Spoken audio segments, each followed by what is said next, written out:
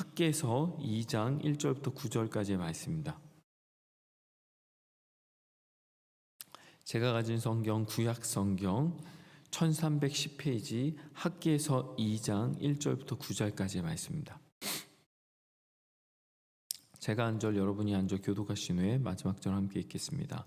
일곱째 달 곧 그 달 21일에 여호와의 말씀이 선지자 학개에게 임하니라. 이르시되 살디엘의 아들 유다 총독 스룹바벨과 여호사닥의 아들 대제사장 여호수아와 남은 백성에게 말하기를 너희 가운데 남아있는 자 중에서 이 성전의 이전 영광을 본 자가 누구냐?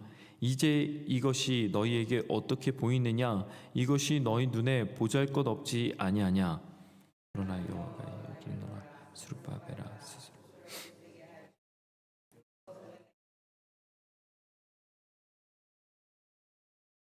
여호와의 말이니라. 이 땅 모든 백성아 스스로 굳세게 하여 일할지어다. 내가 너희와 함께하노라. 만군의 여호와의 말이니라. 너희가 애굽에서 나올 때에 내가 너희와 언약한 말과 나의 영이 계속하여 너희 가운데 머물러 있나니 너희는 두려워하지 말지어다. 만군의 여호와가 이같이 말하노라. 조금 있으면 내가 하늘과 땅과 바다와 육지를 진동시킬 것. 또한 모든 나라를 진동시킬 것이며 모든 나라의 보배가 이르리니 내가 이 성전의 영광이 충만하게 하리라. 만군의 여호와의 말이니라.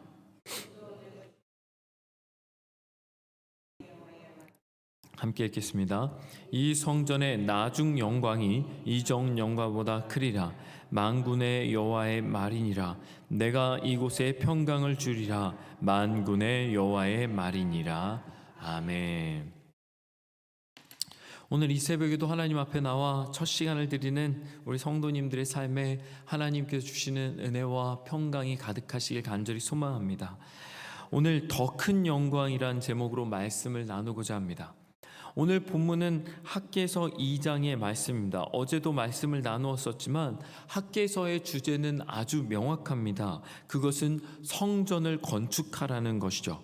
무너진 성전을 70년 만에 고향 땅에 돌아오자마자 건축하려고 했지만 수많은 어려움 때문에 16년 동안이나 멈추었고 잊혀져 가고 있을 때 학개 선지자를 통하여 하나님께서는 그 멈추었던 성전 건축을 다시 시작하라고 독려하라고 이 학개서의 말씀을 이스라엘 백성에게 주신 것이죠.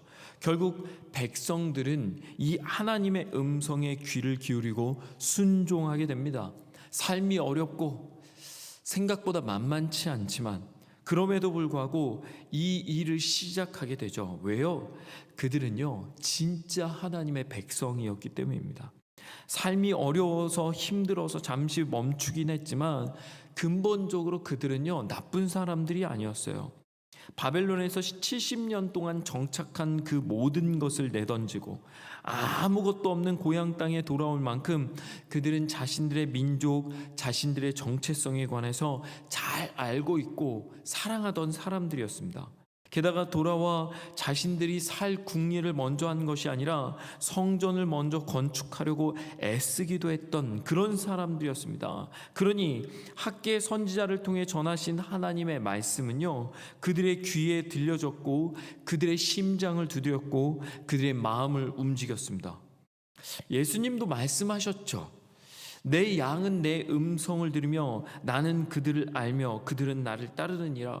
결국 하나님의 말씀에 순종하는 사람들이 하나님의 사람들이죠.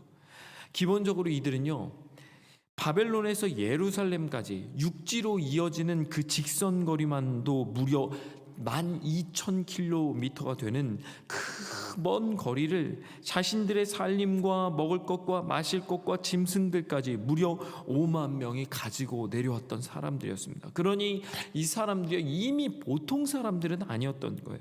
무엇 때문에? 오직 하나님의 백성답게 살기 위하여 이 땅에 내려온 것이죠. 그런 그들을 하나님은 그런 그들이었기 때문에 하나님의 음성을 그들은 들을 수 있었던 겁니다. 그 음성에 순종할 수 있었던 겁니다. 그래서 1장 14절에 보면 드디어 공사가 시작됩니다. 여호와께서 스알디엘의 아들 유다 총독 스룹바벨의 마음과 여호사닥의 아들 대제사장 여호수아의 마음과 남은 모든 백성의 마음을 감동시키심에 그들이 와서 만군의 여호와 그들의 하나님의 전 공사를 하였으니 그때는 다리오 왕 제2년 여섯째 달 24일이었더라.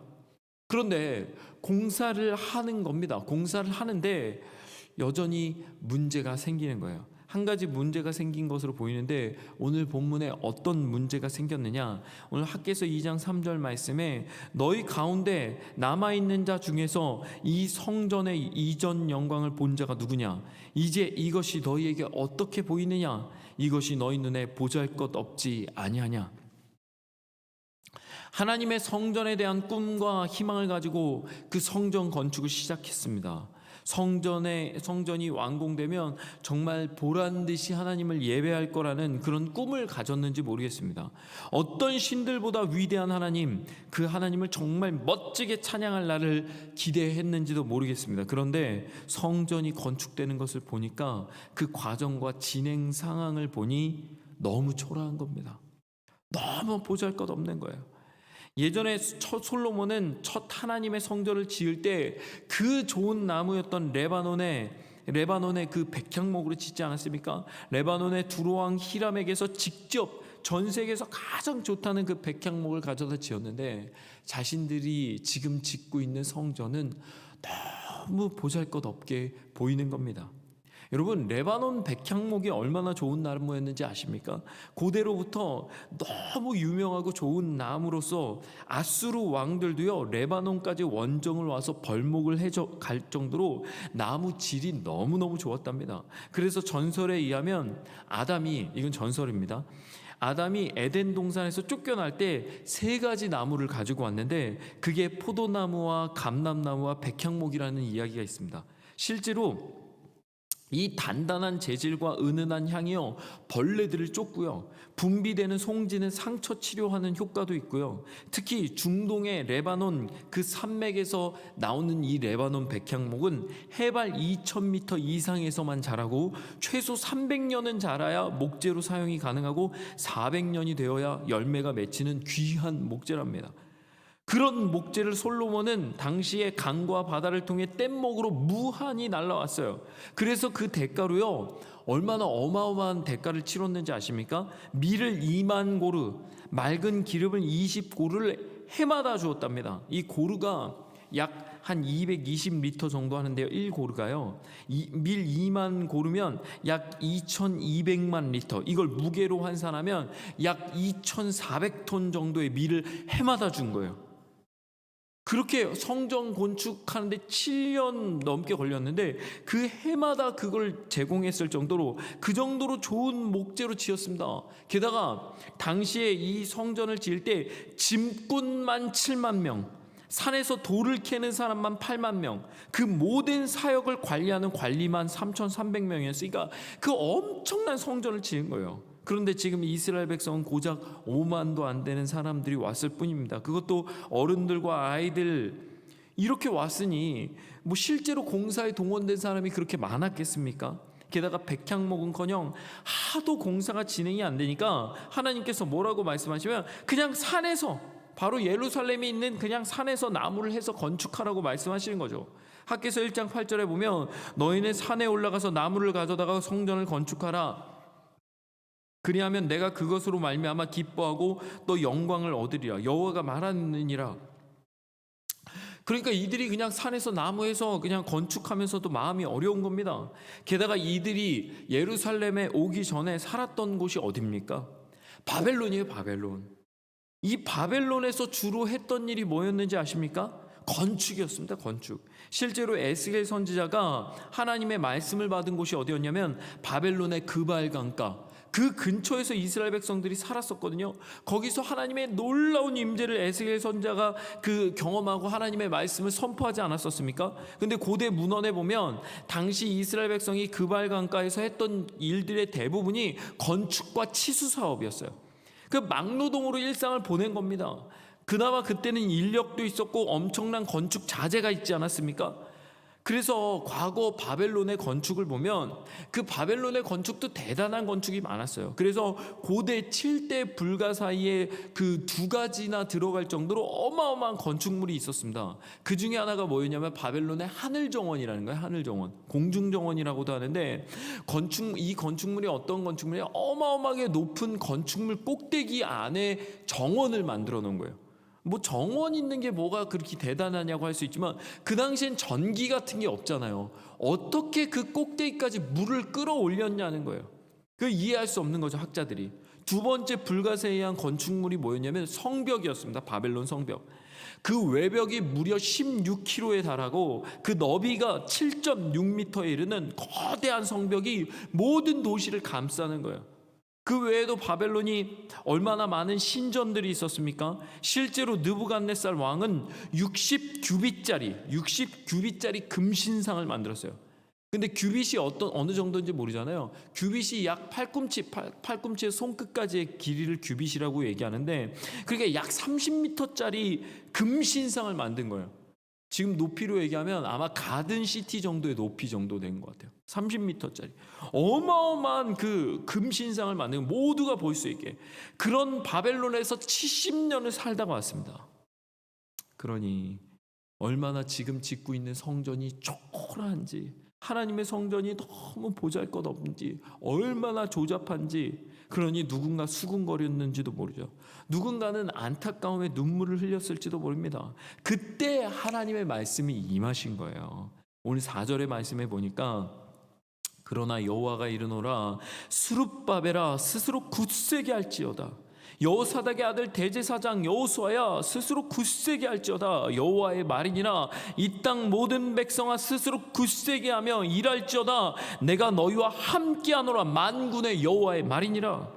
건축을 진행하는 지도자 스룹바벨아, 걱정하지 마라. 대제사장 여호수아야, 낙심하지 마라. 모든 일을 돕는 백성들아, 걱정하지 마라. 나는 여호와, 만군의 여호와, 내가 말한다. 내가 너희와 함께하겠다. 이것이죠. 이것을 잊어버리면 안 되는 거예요. 사실 솔로몬의 그 성전이 뭐 백향목으로 지었고 대리석으로 지었고 금으로 다 장식하였지만, 그 성전의 자랑은 그 화려함이 아닌 거예요. 솔로몬 성전의 자랑은 그 아름다운 성전마저 초라하게 만드시는 하나님, 그 자체였던 겁니다. 하나님이 그 성전의 자랑이었던 거죠. 내 백성이 스스로 겸비하여 돌아와 기도하면 응답하시고 낫게 하시고 승리케 하시는 만군의 여호와 하나님이 그 성전의 진짜 자랑이었던 겁니다. 거꾸로 이야기하면, 아무리 화려하고 아름답고 수많은 사람이 애써하는 성전이라도 하나님이 없으면 아무 소용이 없는 겁니다. 하나님이 없는데 그 아름다움이 무슨 소용이 있겠습니까? 심지어 하나님만 계시면 성전의 모양이나 그 색이나 재료나 그 모든 것들은 아무 상관없다는 겁니다. 보석상자가 아무리 낡으면 어떻습니까? 그 안에 보물이 담겨 있는데, 하나님은 학계 선지자를 통해 가장 기본적인 사실을 알려주고 계신 겁니다. 오늘 6절, 7절, 8절에 보면, 만군의 여호와가 이같이 말하노라. 조금 있으면 내가 하늘과 땅과 바다와 육지를 진동시킬 것이요 또한 모든 나라를 진동시킬 것이며 모든 나라의 보배가 이르리니 내가 이 성전의 영광이 충만하게 하리라. 만군의 여호와의 말이니라. 은도 내 것이요 금도 내 것이라. 만군의 여호와의 말이니라. 내가 이제 진동시킬 것이다. 땅과 하늘을, 모든 나라를 진동시킬 것이다. 내 보물이 이 성전에 도착하는 거예요. 영광이 충만할 것이에요. 그러니 너희는 걱정하지 말고, 초라하다 걱정하지 말고, 그런 생각하지 말고, 염려하지 말고 나아가라. 은도 금도 다 내 것이다. 만군의 여호와의 말이나. 만군의 여호와, 온 세상의 주인 되고 다스리는 하나님을 이름하며 담대하게 외치고 있는 겁니다. 이 얼마나 멋진 말씀입니까? 그리고 오늘의 제목이 말씀에 등장하는 겁니다. 오늘 9절의 말씀, 이 성전의 나중 영광이 이전 영광보다 크리라. 만군의 여호와의 말이니라. 내가 이곳에 평강을 주리라. 만군의 여호와의 말이나. 얼마나 많이 나옵니까? 만군의 여호와의 이름이다. 만군의 여호와의 이름이다. 이 놀라운 말씀이 오늘 이 새벽 성도님들의 삶에 주시는 하나님의 약속의 말씀 되기를 간절히 소망합니다. 이 놀라운 말씀, 이전 영광보다 나중 영광이 더 크리라. 이것이 크리스찬의 삶이죠.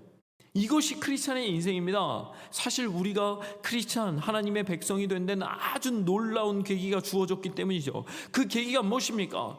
예수 그리스도를 만나는 그 인격적인 체험, 눈에 보이지도 않고 만져지지도 않지만 내 전 삶을 변화시키고 내 삶의 목적마저 바꾸시는 예수 그리스도의 십자가를 체험했기 때문에 우린 크리스찬이 되었고 크리스찬으로 살게 되었고 지금 이 자리에 있는 것이죠. 그래서 청소년기 인격적인 예수 그리스도와의 만남이 인생 자체를 바꿔놓는 계기가 되기도 합니다. 그런데 정말 안타까운 것은 많은 크리스찬이 한 번 놀라운 만남을 경험하고 평생 그 만남만을 간직하며 사는 거예요.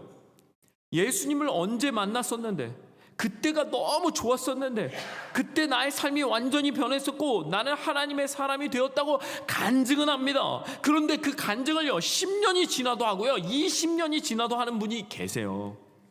아니요, 그건 아직 다 경험한 게 아닙니다.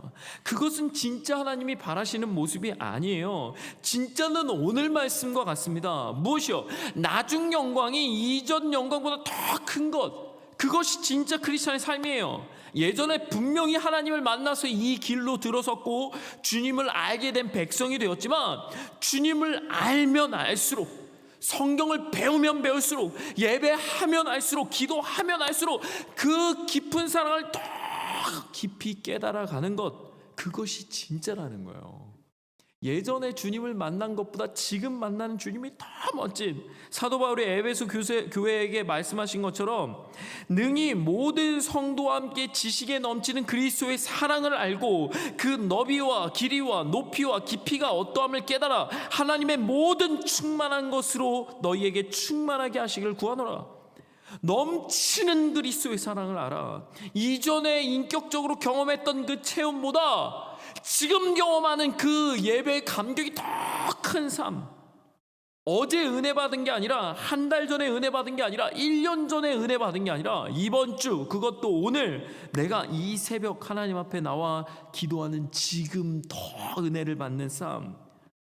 그것이 이전 영광보다 나중의 영광이 훨씬 큰, 하나님께서 정말 우리에게 바라시는 은혜가 넘치는 삶이라는 겁니다. 이스라엘 백성은 아쉬웠겠죠. 이전의 성전의 영광을 보았기 때문에, 이전 성전을 보았기 때문에 건축하는 성전이 너무 초라해서 아쉬웠을 겁니다. 그러나 성전이 중요한 게 아니라는 거예요. 그 안에 하나님이 훨씬 더 중요하다면 지금도 여전히 얼마든지 더 멋진 하나님을 경험할 수 있다고, 그래서 나중 영광이 더 클 것이라고 만군의 여호와가 여러 번 언급하며 약속하고 계신 거예요. 그렇다면 말입니다, 오늘 우리가 쌓는 이 새벽 제단도 마찬가지라는 거예요.